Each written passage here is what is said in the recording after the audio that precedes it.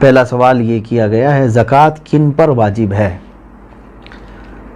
ظاہر سی بات ہے یہ سب سے پہلے معلومات ہونے ضروری ہیں۔ زکوٰۃ مالک نصاب پر، عاقل بالغ مالک نصاب ہو۔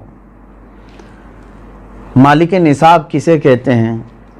مالک نصاب جو ہے شریعت نے ایک لمٹ مقرر کی ہے مال میں، سونا چاندی مال پیسے، اتنے لمٹ کا جس کے پاس مال ہوگا اس کو مالک نصاب کہتے ہیں۔ وہ لمٹ کیا ہے؟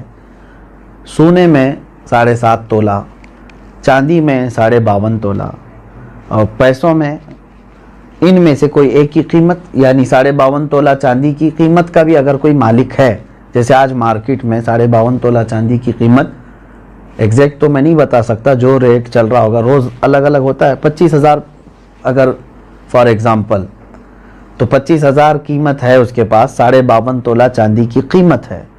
سیونگ انکم کی بات نہیں ہے، سیونگ بچی ہوئی ہے، اور اس پر سال گزر گیا تو وہ مالک نصاب ہوا، اس پر زکوٰۃ واجب ہو گئی۔ بات سمجھ میں آ گئی؟ اب کچھ لوگ یہاں پر کنفیوژن کے شکار ہیں کہ کسی نے کہا کہ میرے پاس 5 تولے سونا ہے، 7.5 تو نہیں ہے، 2 تولے چاندی ہے، 52.5 تولہ بھی نہیں۔ میرے عزیزو یہاں پر اگر ایسی سچویشن ہے تو دونوں نصابوں کو ملا کر کے دیکھا جائے گا۔ جیسے 2 تولہ سونا اور 2 تولہ چاندی کو ملانے پر 52.5 تولہ چاندی آ سکتی ہے کہ نہیں آ سکتی؟ 52.5 تولہ چاندی کی قیمت ہو جائے گی۔ اگر کوئی ایک بھی نصاب پورا ہو گیا تو مالک نصاب ہے۔ ضروری نہیں کہ 7.5 تولہ سونا ہونا چاہیے۔ ہاں، یہ کب؟ جب اس کے پاس پیسہ بھی نہیں، چاندی بھی نہیں، خالی سونا ہے، تو دیکھا جائے گا جب تک 7.5 تولہ نہیں ہوتا تب تک وہ مالک نصاب نہیں ہے۔ یہ شریعت کی چھوٹ ہے۔ اونلی صرف سونا ہے، گولڈ ہے، باقی اس کے ساتھ دوسرا نصاب کا کچھ بھی نہیں ہے، یعنی مال بھی نہیں، پیسہ بھی نہیں ہے اور چاندی بھی نہیں ہے۔ تو کب تک مالک نصاب نہیں ہوگا یہ؟ جب تک 7.5 تولہ نہ ہو۔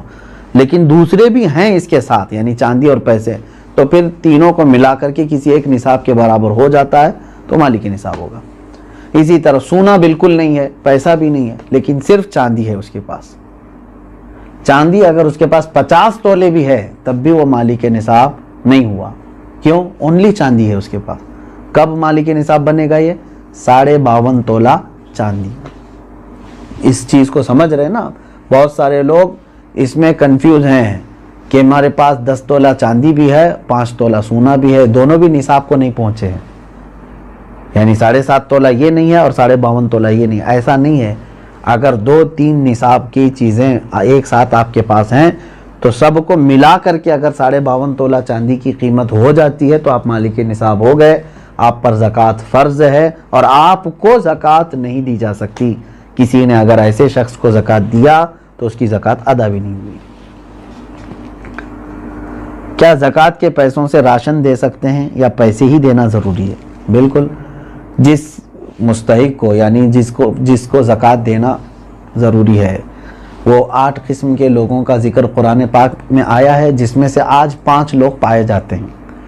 آیت ہے، اللہ تعالیٰ نے فرمایا انما الصدقات للفقراء والمساکین والعاملین علیہا والمؤلفۃ قلوبہم وفی الرقاب والغارمین فی سبیل اللہ وابن السبیل۔ اللہ تعالیٰ نے فرمایا صدقات واجبہ یعنی زکوٰۃ فقیروں کو دیا جائے گا۔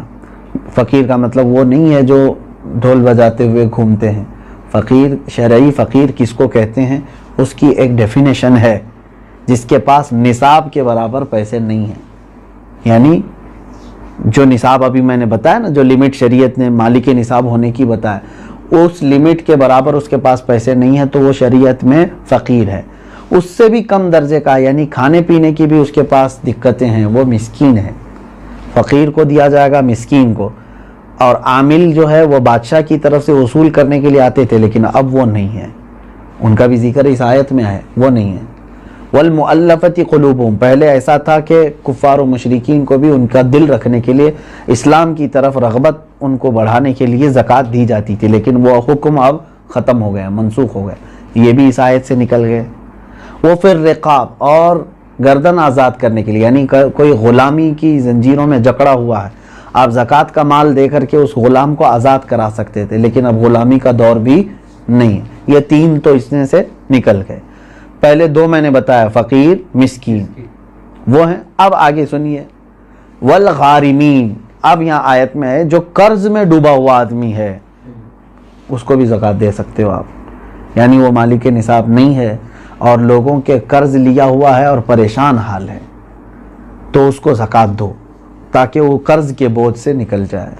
فی سبیل اللہ، اس کا مطلب ہے اللہ کے راستے میں جو ہیں، جیسے علم دین حاصل کرنے والا یہ اللہ کے راستے میں، جہاد فی سبیل اللہ جو کر رہا ہے وہ اللہ کے راستے میں ہے، تو جو اللہ کی راہ میں نکلے ہوئے ہیں ان کو بھی زکوٰۃ دے سکتے ہیں۔ جیسے ہم مدارس کو دیتے ہیں، مدرسوں میں جو طلبہ ہیں وہ اللہ کی راہ میں ہیں، اس لیے ان کے لیے زکوٰۃ ہے۔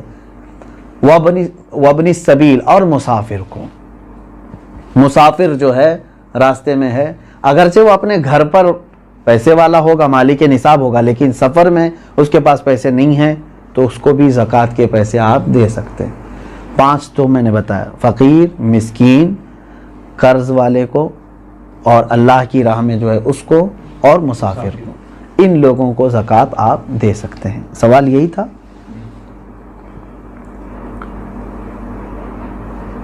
سوال یعنی جن لوگوں کو زکوٰۃ دینا ہے، میں نے یہی کہا تھا کہ ان کو چاہے تو آپ پیسہ دیں، چاہے تو ان کی ضرورت کا سامان دیں، جائز ہے، لیکن ان کو مالک بنانا ہوگا آپ کو۔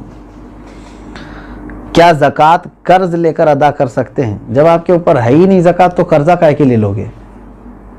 مزید قرض میں ڈوب جاؤ گے اور تم پھر دوسروں کو زکوٰۃ دینا پڑے گا تمہیں۔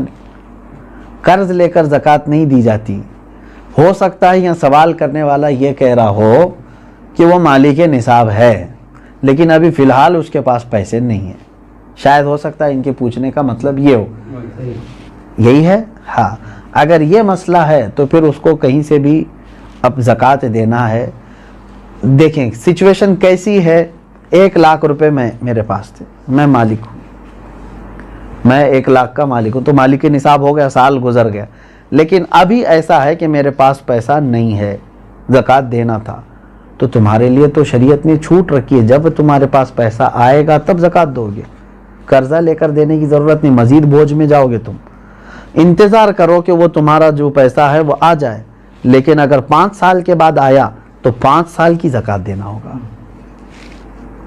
3 سال بعد آیا تو 3 سال کی زکوٰۃ دینی ہوگی، کیونکہ تمہارا پیسہ اٹکا ہوا ہے، جب آئے گا تب دو گے، ابھی نہیں ہے تمہارے پاس تو تمہارے لیے معاف ہے، شریعت نے کہا انتظار کرو۔ اور اگر قرضہ لے کر کے ادا کر دیا تو زکوٰۃ تو ہو گئی، لیکن وہ قرضہ تمہارے اوپر بوجھ چڑھ گیا، جب تمہاری اصل رقم آئے گی تو قرض ادا کرنا ہوگا۔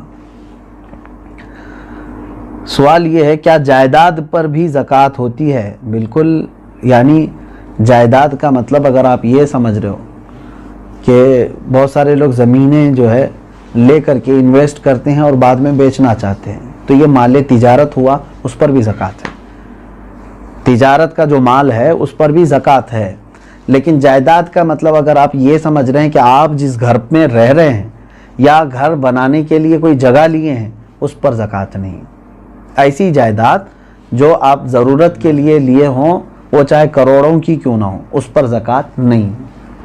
یہ حاجت اصلیہ میں سے ہے، ضرورت میں سے ہے۔ ہاں، اگر کوئی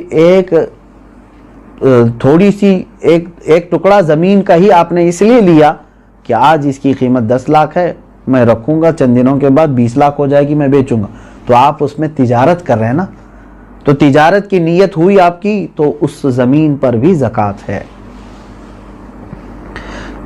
سوال یہ ہے اس کورونا کے ماحول میں مسلمانوں کے ساتھ ساتھ غیر مسلم بھی راشن کے محتاج ہے، تو کیا انہیں اس حالت میں زکوٰۃ کے پیسے دے سکتے ہیں؟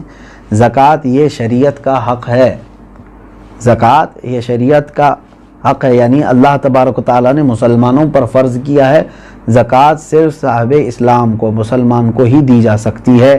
ہاں، مدد کی بات جہاں تک ہے، غیر مسلم ہیں ان کی بھی آپ مدد کر سکتے ہیں مخلوق خدا ہونے کی حیثیت سے، اگر ان میں سے کوئی محتاج ہے آپ مدد کریں، لیکن زکوٰۃ کے پیسوں سے نہیں، دوسری اماؤنٹ سے آپ ان کی مدد کر سکتے ہیں۔